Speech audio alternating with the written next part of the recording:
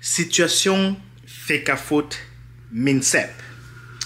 Voici l'une des vidéos qui, selon moi, donne une explication claire et nette de la façon dont j'observe cette situation, ce conflit depuis que ça a commencé. Je veux que vous écoutez cette vidéo de Lemmy Lobert, puisque selon moi, ça résume parfaitement ma façon de voir et la façon dont j'imagine cette situation devrait être perçue par la majorité des Camerounais. Parce que je n'ai pas vu une explication jusqu'à présent aussi simple et aussi claire que celle-ci. Écoutons la vidéo. Évidemment, non. Qu'est-ce qui fait donc problème? Le manque d'humilité. De qui? D'un co-vendeur de la fédération qu'il conseille. Et je voudrais vous féliciter de l'avoir invité en ce moment sensible, parce que ça a fait du bien à tous ceux qui cherchent à comprendre. En l'écoutant longuement, j'ai compris pourquoi la fédération est dans une posture de rébellion systématique vis-à-vis de l'État du Cameroun et de son gouvernement. J'ai entendu le professeur dire des choses énormes qui m'ont fait froid au dos. Lesquelles? Et surtout dans sa deuxième prise de parole, j'ai compris qu'il y a probablement un sérieux problème d'ego entre lui, l'agrégé de droit, qui est dans le comité exécutif de la fédération, comme donc forcément principale ressource intellectuelle aux côtés du président, face au ministre des Sports, qui est aussi agrégé de droit. Et j'ai comme l'impression que ce sont ces écoles d'agrégation qui s'affrontent au détriment de quelque chose qui est de l'intérêt général. Je vais être court. J'ai gardé un Kouvondo qui venait ici aujourd'hui, et à Samuel Eto'o, et surtout à toi Eto'o. Toi, tu n'es pas agrégé de droit.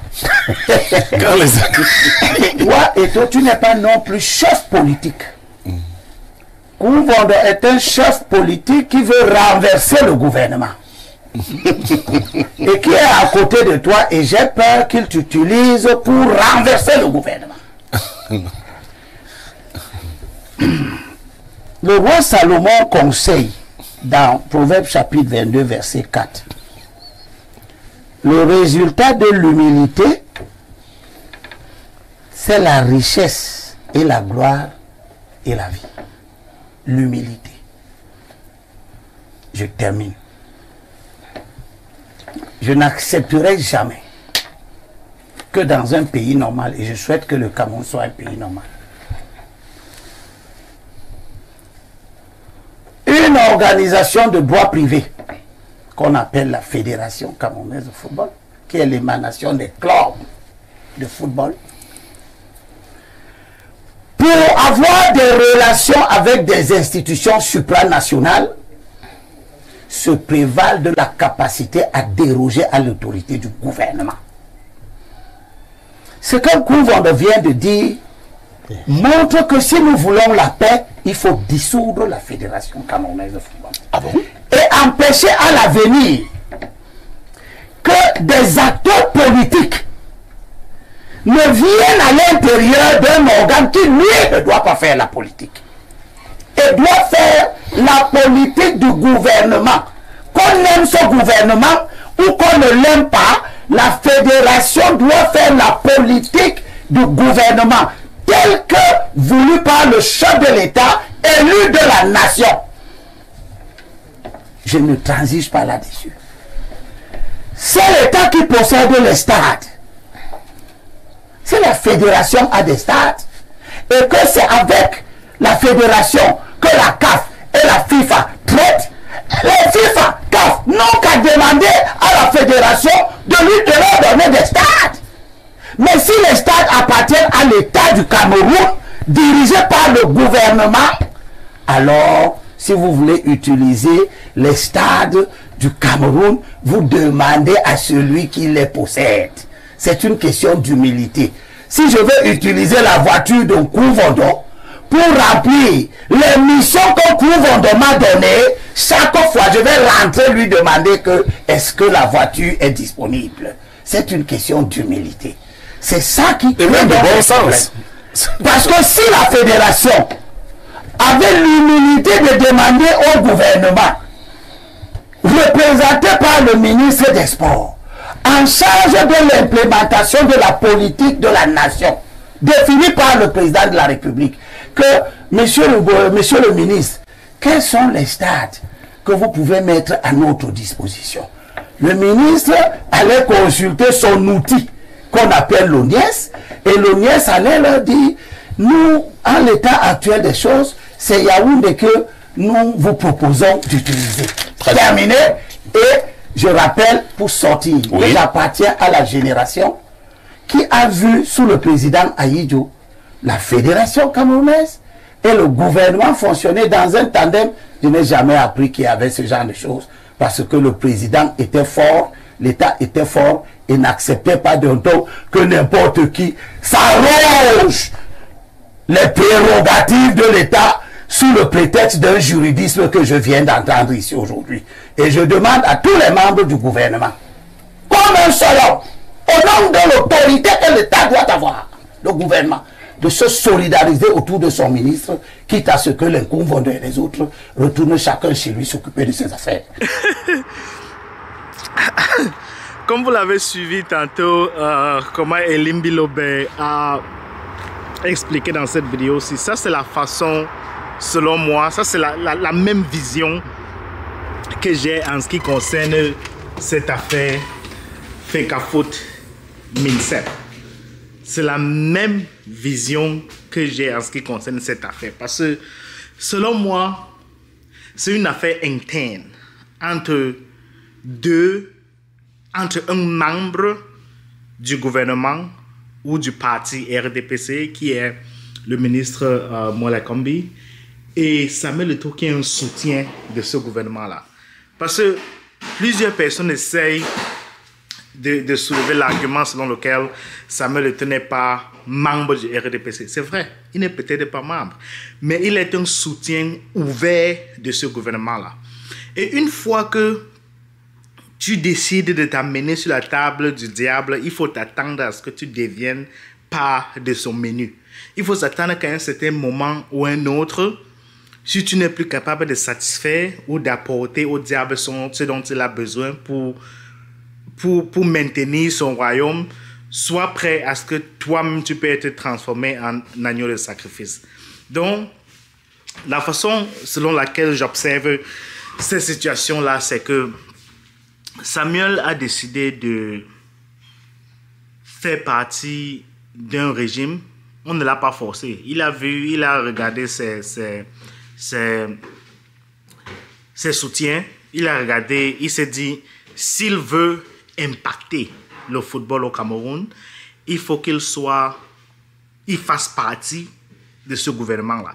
Parce que sans afficher son soutien de façon publique, il devait toujours avoir un certain nombre de bâtons qu'on devait mettre dans ses roues à tout moment pour que son projet n'avance pas. Il s'est donc dit, pour que je puisse amener mes idées dans le football camerounais, il faut que je fasse partie de ceux-là qui dirigent le Cameroun. Et ce n'est que normal. Il a fait ce qu'il devait faire.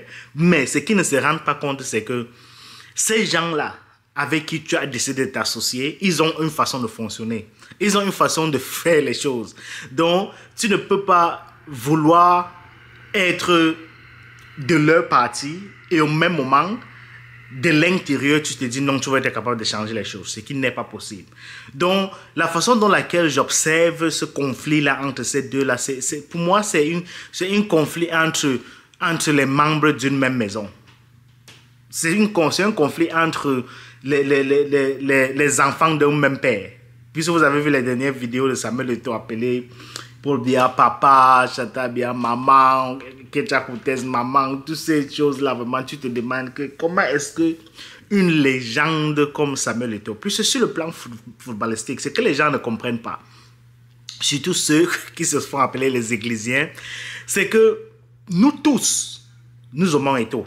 Nous tous les Camerounais, à un moment ou à un autre, je ne vois pas vraiment le Camerounais qui a eu à détester Samuel Eto'o pendant ces années de gloire, pendant qu'il était footballeur sur le terrain.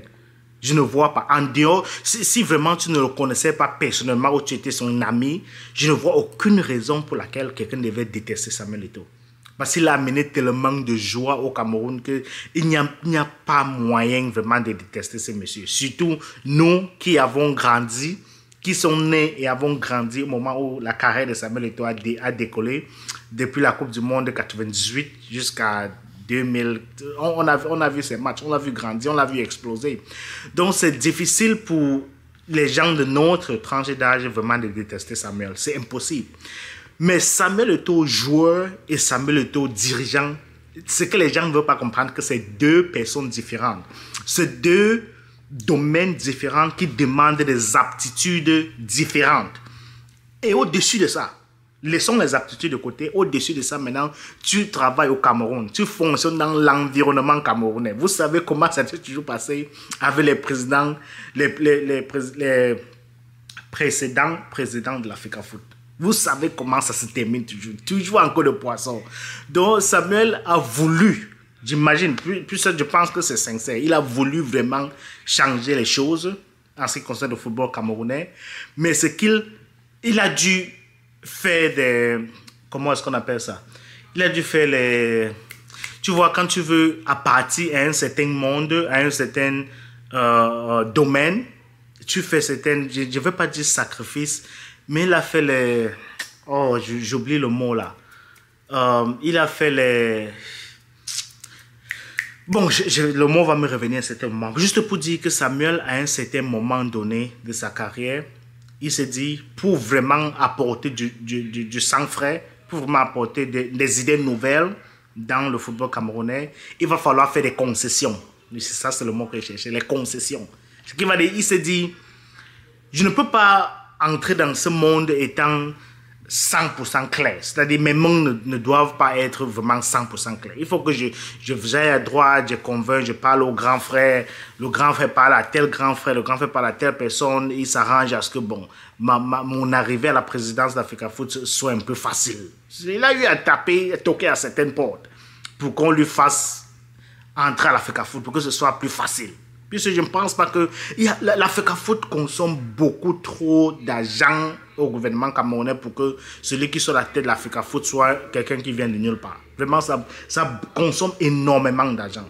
Donc, ce qui veut dire que pour être à la tête de l'Africafoot, il faut avoir les mains longues, de jour comme de nuit, comme lui-même il a dit.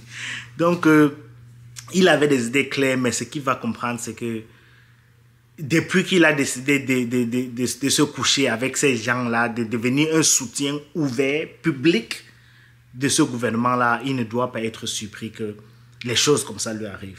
Ah, mais je ne sais pas s'il est surpris, mais de la façon dont ces bagarres-là deviennent ouvertes ou frontales, où il se dit que ben, peut-être à un certain moment, peut-être le ministre va relâcher, il se dit que bon, parce qu'il va appeler les U20 pour venir jouer, le gouvernement va fléchir vraiment.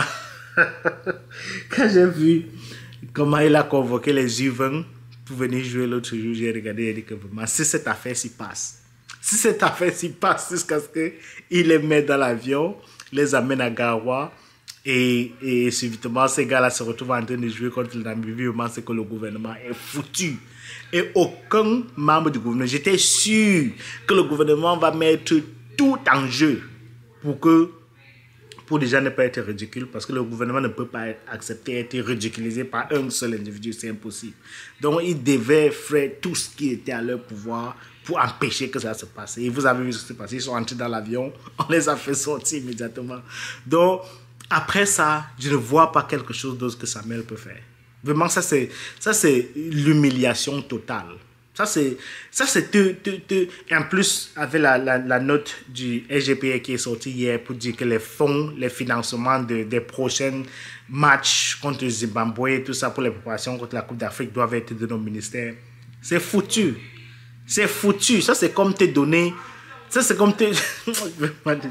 Ça c'est complètement enlever le pouvoir. C'est-à-dire c'est un aveu direct que comme tu vois là, c'est foutu. Jusqu'à la Coupe d'Afrique, tu peux demander aux Kameni, tous tes gens là, l'Ntungopile, tu peux les demander de faire tout ce que tu veux. Tant qu'il n'y a pas l'argent pour les payer, tu vas faire comment? Donc, pour l'instant, Samuel Eto'o n'est que président de non. Il n'est que président de non. Tu n'as aucun pouvoir. Tu ne peux pas dire, ok, appelez le bus, amenez le bus, mettez le carburant, faites le plein du bus et louer les chambres, elle fait les réservations. Tu vas prendre l'argent où? Plus à présent, le SGPA a sorti la note pour dire que bon, les prochaines campagnes contre le Zimbabwe et tout ça, l'argent c'est au ministère. Même si Eto'o part dans les hôtels maintenant pour dire qu'il veut faire les réservations, on va lui demander que mais l'argent va aller au ministère, tu vas nous payer comment? Et ça c'est un aveu. Conclusion, depuis que Eto'o a demandé de faire chemin avec ces gens-là, d'être un soutien public du gouvernement RDPC, il ne doit pas se plaindre. Il doit juste savoir que c'est comme ça que ça fonctionne. Une fois que tu es dans cette machine-là, c'est comme ça que ça fonctionne. Il doit juste se calmer, accepter. S'il veut garder son statut de légende, démissionner et les laisser avec cette affaire-là. Vraiment, il n'a pas besoin de venir se salir dans ces conneries Fecafoot Minsep. S'il veut maintenir son statut et son honneur, il démissionne, il les laisse avec leurs bêtises. Parce que maintenant, ça devient ridicule. Et je ne pense pas que Samuel Eto'o vraiment mérite ça. C'était tout pour aujourd'hui. Portez-vous bien et on se revoit à la prochaine vidéo. À tout à l'heure. Bye bye.